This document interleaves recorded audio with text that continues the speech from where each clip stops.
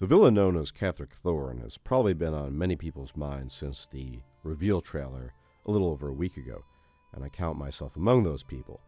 I've come to call him the villain of Chapter 1 because I think he will be that guy who dominates Chapter 1 and presents himself as the major obstacle to making progress story-wise and otherwise. But over the past week, I really wanted to find out more about the character. So I took the time in-game, delved through many different tomes, and found surprisingly little in terms of direct references. Yes, of course, Halsin, the great druid, mentions Ketheric Thorm, and he tells you the story about the cursed Shadowlands. That's nothing new. There are a few book entries, which you can see here, that reference him, but there aren't a lot of details. Indeed, the most detail we have gotten thus far has in fact been the details that were revealed in the reveal trailers of the release date trailer from the previous week. So I was partly left to speculate, and partly driven to uncover more. So I'd like to talk about what we might know about Ketheric Thorm. I say might because some of it is speculation, and some of it is based upon data mine files which may or may not be valid anymore, because when this data was collected from the files, it was patch 6 or something, it was a while back, but based on what was present in these data mine files, it seems very likely that it's probably true, especially in light of the few details we do have on Ketheric Thorm. And some of these details support some of the speculation I've had for a long time. But before I proceed, I do want to warn you, there will potentially be spoilers.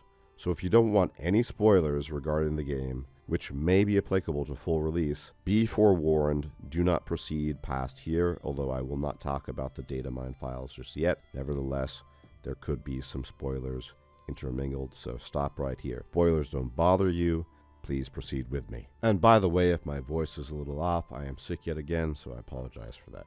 Now, one of the theories that I've proposed for quite some time, if you followed my channel, is that the goddess Shar, in fact, is the linchpin of much of what is going on in the game. Yes, nominally, we talk about the Dead Three. In fact, that's what Larian tells you right off the bat, which should lead to some suspicion, I would argue. They say, oh, Baldur's Gate 3 is about a complot led by the Dead Three, Bane, Myrkul, and Baal. That's probably kind of true, but Shar seems to play an even greater role, although a role that's far better hidden and one that's not as explicit. But take, for example, the theory, which I proposed and other people have proposed, that, in fact, the cleric of Shar, Shadowheart, was formerly a Selûnite, a worshipper of the goddess Selûne, who perhaps lost her memory or was tricked into worshipping Shar, we don't know. Well, this theme is recurrent because you have to understand the nature of Shar. Shar seems relatively harmless. After all, she's just the goddess of the night. The Lady of Loss is another title that she bears. But people don't understand just how wicked she actually is. And I think in part because her portfolio isn't as terrifying, in some basic sense, compared to a lot of portfolios, like Baal, the Lord of Murder, or Talos, the Stormlord, Lord of Destruction. It almost seems benign. And Shar actually wants us and mortals to believe this. Shar enjoys deception. And one of the things she loves doing is pretending to mortals that she, in fact, cares about them. And this really differentiates her from many other dark deities. Bane and Myrkul never had the pretense of caring about their worshippers. It was a power exchange. Of course, there's a power dynamic that also exists between Shar and her worshippers. But there's another element too. Part of Shar's portfolio is to nurture loss, nurture resentment, bitterness, envy. Even within the context of the game, the few dialogues that you can have about Shar with Shadowheart are indicative of this, and Shadowheart presents Shar almost as if she were a comforting mother figure. Now, the goddess that goes hand in hand with Shar is, of course, Selûne. They are sisters. They are the first two deities of Toril. They were born at the exact same time, and have waged war against each other ever since because they are polar opposites. What greater triumph could there be to the goddess Shar than to snatch away a powerful worshipper of the goddess Selûne? I'm not referring to Shadowheart here, in fact. This was a theory I had a few days after the release date trailer, and I did some digging, and it seems to be largely confirmed by data mined files, which is to say, we hear directly from the horse's mouth, as it were, from Ketheric Thorm, that he had a wife, but that he lost his wife, when she was quite young, and that he had a daughter, but he lost his daughter too. And he tells us that he could no longer keep whole. This experience traumatized and presumably broke him. And even without supplementary information, we know that he worships Shar. How do you reckon he came into the worship of Shar? Shar nurtures loss, resentment, bitterness. A man who's lost both his wife and daughter is going to be all the more tempted to go down the route of darkness, because Shar is going to pretend to care about him and his loss and his interests. But here's where the data mine files come in, which confirms something I might have suspected, namely that Ketheric Thorm used to be a worshipper of the goddess Selûne before he lost his wife. More importantly, before he lost his daughter, he worshipped the goddess Selûne. When he lost both his wife and his daughter, he, as he said, could no longer remain whole and turned to the worship of Shar, as is often the case, although here with the twist that he used to worship her arch enemy, Selûne. But lords and ladies, the plot thickens, because it doesn't just stop here. It turns out that, yes, his daughter died. His daughter apparently is called Isabel, spelled with an O, oddly enough. And she's an elf like him. Originally I thought he was a half-elf because of the beard, but many things have been retconned. And she did die, and he thought her dead. But through some information I've obtained, and it's not exactly clear how reliable this is, some figure that he worked with directly called Balthazar, apparently a necromancer, this is probably not the most reliable bit, by the way, resurrected her. Unbeknownst to him, this necromancer apparently also killed Isabel, his daughter. Again, this information is probably less reliable than the other things revealed. Well, it turns out that Isabel was a worshipper of Selûne and did not stop worshiping Selûne and persists in worshiping Selûne even after being raised from the dead, and is diametrically opposed to her father. His daughter, Isabel, lives in the Last Light Inn. This is an inn that has been mentioned in several files before, and although we don't know 100%, I have a very strong suspicion at this point in time that the female elven cleric that is presented in the trailer, who talks about allies and what have you, is in fact his daughter.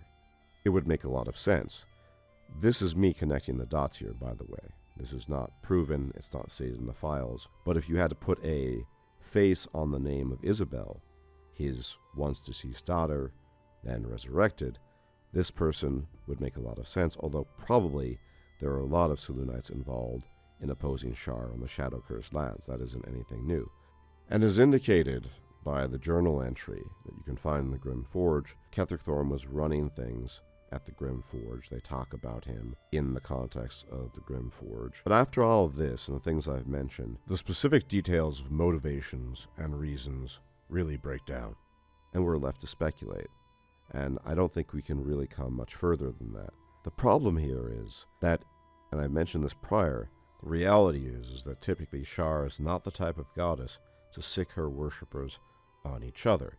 That is a behavior that is much more befitting and typical of a goddess such as Lolth, the Spider Queen. She loves having her worshippers run around in a chaotic, violent rat race, killing each other left and right to see who the strongest is. That's not what Shar likes to do. She likes to have her worshippers under wraps, doing what she wants them to do. So then it's a bit odd, getting back to Shadowheart, to see Shadowheart opposed to Ketheric Thorm if he still worships Shar. There seems to be, if anything, implied by the involvement of the Dead Three, however limited and nominal it might be, evidence to believe that he might have turned to the worship of one of the Dead Three, presumably Myrkul based on all the death iconography. But most importantly, that does not explain why he fell out of favor with Shar, if in fact he has. And this just makes us circle back to what I personally think is the biggest mystery of Baldur's Gate 3 thus far. It's not the Dead Three's involvement, because you could think of a lot of reasons why they would get involved. They've been reduced to quasi-deities. Wouldn't they like to return to full godhood? Wouldn't that be great? Well, why not? They have hatched many plots in the past, the Time of Troubles, as I've mentioned, a byproduct of the machinations and the plotting of one Bane and Myrkul. So them trying to do something, even if it involves mind flayers, doesn't really surprise me. Sure, it's interesting, but it's not mysterious. How Shar is involved in all of this, however, is very mysterious. And on top of that, it's mysterious as to how she might be involved with the Dead Three. So in summary, what we know about Ketheric Thorm is still quite limited, but we know that he used to worship Selûne, that he turned to Shar in a fit of grief, was very loyal and devoted to her, led a major chapter of her church as a Dark Justiciar, carrying out her will, but now seems to be more obsessed with death. He talks about Death's Circle. That is not Shar's domain or interest, and the Dead Three are somehow involved. And yet his daughter still opposes him. So despite the spoilers in the revelation here, it's also not anything that has solved the fundamental problem of Baldur's Gate 3 in terms of the narrative or the plot, which to my mind is the mystery of Shar. What does Shar want? Well, we know what Shar wants ultimately. She wants oblivion, nothingness. She wants for everything to cease to exist. That's her wish. So, lords and ladies, unfortunately, that's about all I have to say about Ketheric Thorm. I'm sure I've missed something. I've been quite ill, so I didn't have every opportunity to look up every detail, but I think the core details are probably accurate. He used to be a worshipper of Selûne, turned to darkness by Shar due to his loss, and his daughter hates him and opposes him. Now, there's more information about the Night Song, but I'm going to save that for a separate video, I think. So, until the next time, as always, thank you for tuning in. If you could subscribe, comment, share the video, like the video, really appreciate it. Really helps out the channel. Until the next time, take care.